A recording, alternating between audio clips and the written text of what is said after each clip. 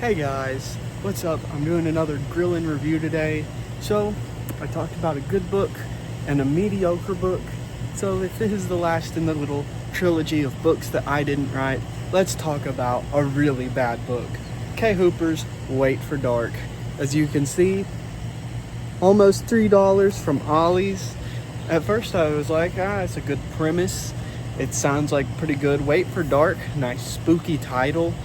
$3 is a good price, but I think that Ollie's should be paying me $3. I think they should be paying me $6 to have read this. I'll warn you, there's going to be no spoiler section in this video. It's all spoilers because you shouldn't read this. I'll go out on a limb and say, don't waste your time and read Kay Hooper's Wait for Dark.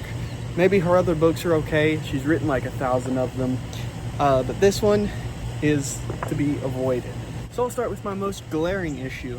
This is in a series. It cannot be enjoyed on its own. It's not really presented as being a certain book in the series. It's not labeled as 1 or 2.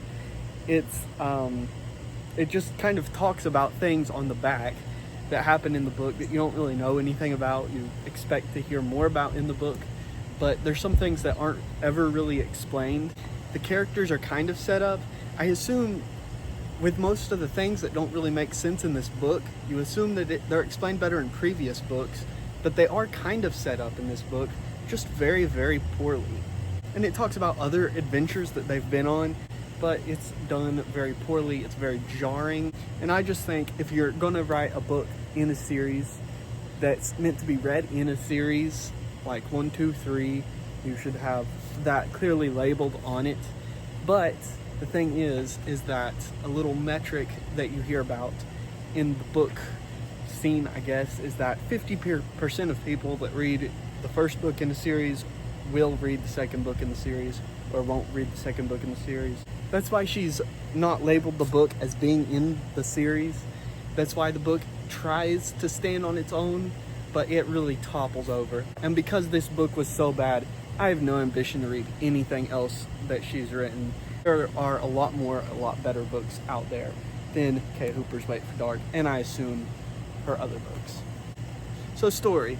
This story has an excellent, pretty good build-up. Like I said, the characters are subpar. I'll get to that later.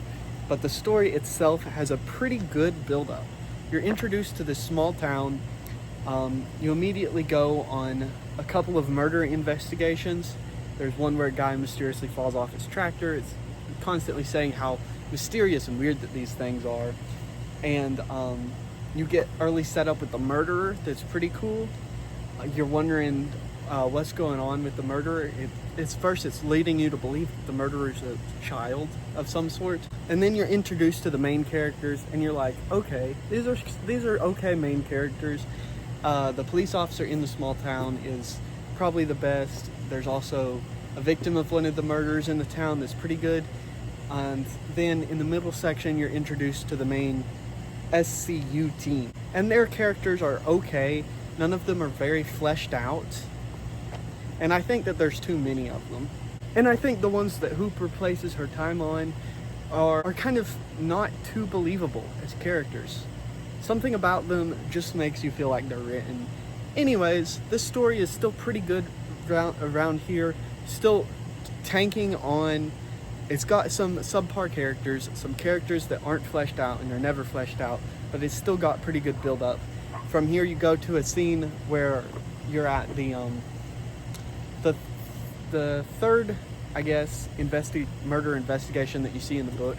It's at this super spooky, big old house, and it's just a really cool scene, a very unique location that you've never seen before. Unfortunately, you don't spend very long there, and the time you do spend there, it's kind of stupid. So you're getting used to the SCU team's powers. They have kind of psychic powers. And while they're in the house, you get the dumbest of this, where they're trying to go around and investigate with their powers. It's done very poorly. There's one scene in there where the murderer is on the roof, and one of the people gets a flash in their mind of a kind of gargoyle monster on the roof. And it's explained very poorly and childishly. And that's not at all spooky. And in the book, they keep saying the killer sends a message to everybody before he kills them saying wait for dark, and then he kills them at night. And they're all the characters in the book are like, ooh, that's super spooky. Like, gee, I know, I bought the book because it says wait for dark. I don't need your characters to say that to me. Moving on to the third quarter of the story, it's just pretty tedious. A lot of books kind of fall short of the third quarter, you know, but this is where this book's flaws really start to show. The characters are just poorly written. It's very show not telly in that you don't really get to see exposition happen to the characters. They just say it in quite unnatural ways. You get less of the decently written sheriff and the third victim, I guess. The guy whose wife is killed, he's in it less, and his part is a lot dumber. The third part is pretty cliched, and that's really where all the flaws start to make themselves very, very apparent. And then the ending. I will hold no punches against the ending of this book. It is awful. The final fight is quick. It's over in a couple seconds. There's a lot. It's explained in a very jarringly way. The mysteries in this book are explained in extremely jarring ways. The main killer of the book isn't actually the little kid, obviously. The mastermind is one of two priests in the town. One priest is the victim of a murder in the third act of the book, and the other one is the murder.